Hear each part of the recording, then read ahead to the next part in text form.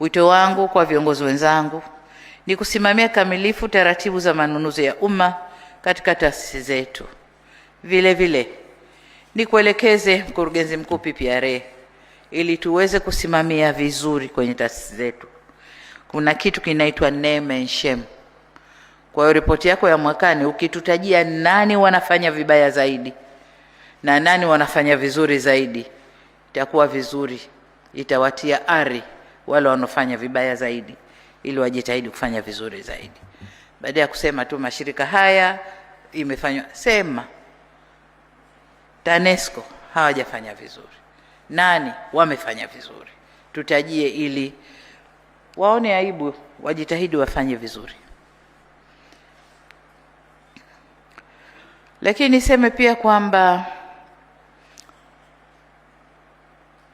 tuwataje ili kubainisha watendaji au taasisi zitakazobainika kukiuka sheria za manunuzi ili hatua stahiki ziweze kuchukuliwa pia dhidi yao.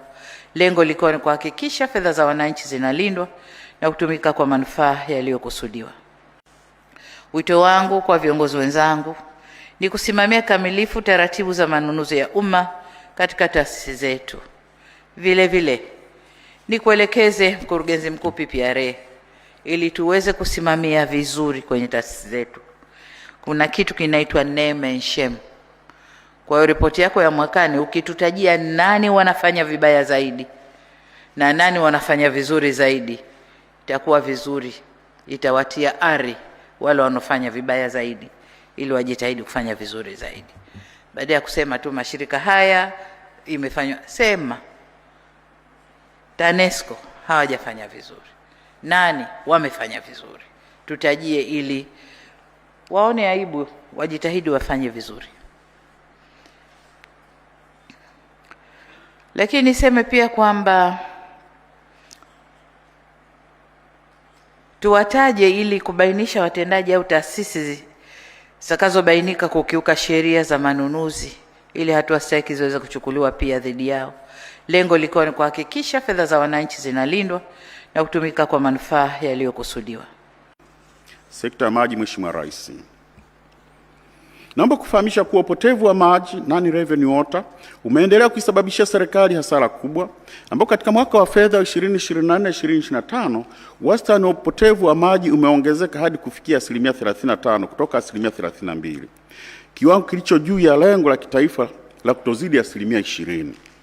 Hali hii imesababisha hasara ya takriban shilingi bilioni 248.78, huku baadhi ya mamlaka zikionyesha viwango vya juu vya upotevu wa maji, ikiwemo Same Mwanga ambapo wanazalisha 100, 70% zinapotea.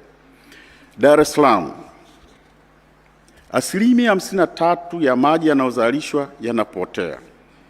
Morogoro 50% ya maji yanayozalishwa yanapotea, ikiwa na maana sehemu kubwa ya maji yanayozalishwa hayafikii wananchi, ama yanawafikia lakini hawatozwi. Chanzo kikuu, Mheshimiwa Rais, cha tatizo hili ni miundombinu chakavu na wizi wa maji, jambo linaongeza gharama za uzalishaji bila kurejesha mapato. Hali hii inaathiri uendelevu wa kifedha mamlaka za maji, inapunguza upatikanaji wa huduma na kuongeza utegemezi wa ruzuku kutoka serikalini.